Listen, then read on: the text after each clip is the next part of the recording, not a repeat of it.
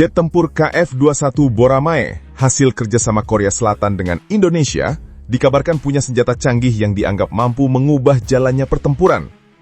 Senjata tersebut bisa digunakan untuk menyerang musuh dari jarak sangat jauh, yaitu sekitar 200 km, sehingga membuat jet ini punya keunggulan strategis di medan tempur. Para pecinta dunia aviasi dan penggemar cerita seru teknologi militer, siap-siap, karena kita akan bahas bintang baru yang bikin panggung pertahanan Asia berguncang. Namanya KF-21 Boramae. Jangan salah paham dulu, Boramae ini bukan nama ayam jago di kampung, apalagi tokoh drakor yang penuh drama percintaan. Ini adalah jet tempur generasi 4,5, hasil kolaborasi keren antara Korea Selatan dan Indonesia. Awalnya, proyek ini sempat kayak drama Korea beneran, penuh konflik, tarik ulur, dan pertanyaan besar. Indonesia mau bayar berapa nih? Ceritanya, sejak tahun 2016 sudah ada kesepakatan. Indonesia harus ikut patungan biayanya. Tapi, ya namanya juga urusan duit, kadang lancar, kadang mampat. Beberapa tahun belakangan ini, Indonesia agak tersendat dalam pembayaran. Bahasa halusnya, tunggakan. Bahasa kasarnya, ya kayak temen yang ikut arisan tapi lupa setor. Tapi kabar baiknya, pada 13 Juni 2025, akhirnya ada titik terang. Korea Selatan dan Indonesia menandatangani perjanjian baru. Jadi, kalau dulu Indonesia harus bayar 1,6 miliar won, sekarang disepakati turun jadi 600 juta won. Nah, ini kayak kita lagi belanja barang mahal, lalu tiba-tiba dapat diskon gede. Semua langsung lebih ringan kan? Menurut pihak DAPA, Administrasi Program Akuisisi Pertahanan Korea Selatan, perjanjian ini bikin proyek KF-21 jalan lagi. Jadi sekarang, Indonesia mulai proses administrasi untuk bayar bagian yang tersisa. Kalau lancar, kerjasama pertahanan dua negara ini bakal punya momentum baru. Istilah gampangnya, mesin proyek ini kembali hidup. Nah, apa sih istimewanya KF-21 Boramae? Satu hal yang bikin orang melongo adalah rudal meteor. Jangan bayangkan meteor beneran jatuh dari langit ya. Ini rudal udara ke udara jarak jauh buatan MBDA Eropa. Bayangkan saja, rudal ini bisa melesat dengan kecepatan Mach 4. Itu 4 kali kecepatan suara kawan, dan jangkauannya bisa sampai 200 km. Jadi kalau ada musuh terbang di ujung langit, sebelum mereka tahu apa yang terjadi, rudal ini sudah bilang, "Permisi, saya sudah sampai duluan." Meteor ini bukan rudal sembarangan. Dia pakai sistem radar canggih dan propulsi modern, bikin target di luar jangkau pandang pun bisa dihajar dengan presisi. Dan yang lebih keren lagi, meteor ini sudah dipakai jet-jet tempur dunia, Eurofighter Typhoon, Gripen, Rafale, F-35, dan sekarang KF-21 Boramae. Dengan meteor, KF-21 bukan cuma sekedar jet tempur, dia jadi senjata strategis untuk menjaga superioritas udara, khususnya di semenanjung Korea, yang kita tahu kondisinya sering panas dingin. Kadang tenang, kadang bisa tegang dalam sekejap. Dengan rudal ini, Korea Selatan punya kemampuan untuk menyapa musuh dari jarak jauh, bahkan sebelum musuh sadar ada jet KF-21 di sekitar mereka. Nah, kalau kita tarik garis ke Indonesia, ini juga menarik. Karena dengan ikut serta di proyek ini, Indonesia bukan cuma sekedar penonton atau pembeli, tapi ikut dalam pembangunan pesawat canggih generasi baru. Dan siapa tahu, di masa depan, TNI AU bisa punya jet yang bisa bilang, kami bukan hanya bisa terbang gagah, tapi juga punya gigi. Sekarang mari kita lihat lebih dalam. Kenapa sih KF-21 Boramae ini penting banget bukan hanya buat Korea Selatan, tapi juga buat Indonesia?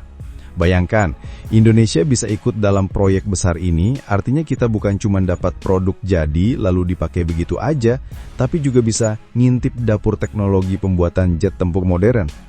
Ibaratnya bukan hanya makan di restoran mewah di Peranjae, tapi kita juga diajak masuk ke dapurnya, lihat resepnya, bahkan belajar cara masaknya. Dan ini penting banget, karena dunia pertahanan sekarang nggak bisa lagi hanya mengandalkan beli senjata dari luar negeri. Kalau cuma beli, ya jadinya kita bergantung. Tapi kalau ikut bikin, maka ada transfer teknologi yang bikin kita naik kelas. Indonesia bisa punya insinyur dan teknisi yang terbiasa dengan standar industri militer internasional. Bahkan kalau ke depan Indonesia serius, bukan nggak mungkin ada perusahaan lokal yang bisa terlibat dalam rantai suplai global pesawat tempur. Itu artinya bukan hanya prestise, tapi juga lapangan kerja baru, peningkatan keahlian SDM, sampai peluang ekspor di masa depan. Nah, balik lagi ke soal jetnya. KF-21 ini disebut sebagai generasi 4,5 yang posisinya ada di tengah-tengah antara jet generasi 4 kayak F-16 dan jet generasi kelima kayak F-35. Jadi dia punya banyak fitur canggih modern, tapi dengan biaya yang lebih masuk akal dibanding jet generasi kelima. Cocok buat negara yang ingin punya kekuatan udara mumpuni tanpa bikin anggaran negara bolong sebesar lubang meteorit. Selain rudal meteor, KF-21 juga dirancang fleksibel untuk bisa membawa berbagai jenis senjata lain, baik rudal udara ke darat, sampai bom perpanduan presisi. Intinya, ini bukan pesawat tempur satu trik, tapi pesawat serbaguna yang bisa menyesuaikan dengan misi apapun. Dan jangan lupa, desain KF-21 juga sudah mempertimbangkan teknologi stealth. Memang bukan sehalus F-35 yang bisa ngilang kayak ninja di malam hari, tapi tetap saja membuat KF-21 lebih susah dideteksi radar musuh. Jadi kalau ibarat orang, dia bukan yang full ninja, tapi cukup jago main petak umpat.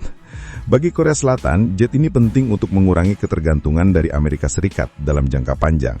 Dan bagi Indonesia, jet ini bisa jadi batu loncatan menuju impian punya jet tempur buatan sendiri suatu hari nanti. Kalau kita lihat lebih detail, KF-21 Boramae ini menggunakan mesin General Electric F414. Mesin yang sama dipakai di jet-jet ternama seperti FA-18 Super Hornet dan Saab Gripen E. Artinya, tenaganya sudah terbukti di kelas dunia.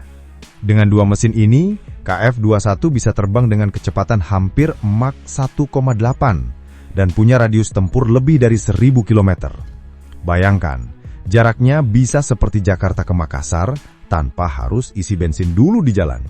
Selain itu, pesawat ini juga sudah dilengkapi dengan radar AESA atau Active Electronically Scan Array yang bisa dibilang mata elang digital. Radar ini bisa melacak puluhan target sekaligus, baik di udara maupun di darat, lalu memilih mana yang paling berbahaya untuk dihajar duluan. Kalau diibaratkan, ini kayak punya CCTV 360 derajat, tapi dengan otak pintar yang bisa langsung bilang, hati-hati, yang itu bahaya, yang sana masih aman. Aviondiknya juga nggak main-main. KF-21 sudah mengadopsi sistem kokpit modern dengan layar lebar multifungsi. Jadi pilot nggak lagi disibukkan tombol segede kalkulator jadul. Semua informasi tampil lebih intuitif. Bahkan ada teknologi helmet mounted display, di mana pilot cukup nengok atau melirik, sistem langsung tahu apa yang dia maksud. Jadi pilotnya benar-benar seperti Iron Man di dalam kokpit. Sekarang kita masuk ke peran strategis. Kalau Indonesia berhasil ikut serta dan suatu hari mengoperasikan KF-21, maka TNI AU akan punya kemampuan tempur yang setara dengan negara-negara besar lain. Bayangkan, dengan rudal meteor, pesawat ini bisa menghadapi potensi ancaman jauh sebelum masuk wilayah udara nasional. Artinya, Indonesia bisa punya perisai udara yang bikin siapapun mikir dua kali sebelum coba-coba. Selain itu, pesawat ini juga bisa menyeimbangkan dinamika kawasan Asia Tenggara, karena kita tahu negara tetangga juga terus memperkuat armada udaranya. Singapura misalnya sudah pakai F-35, Malaysia dengan Su-30, Thailand dengan Gripen.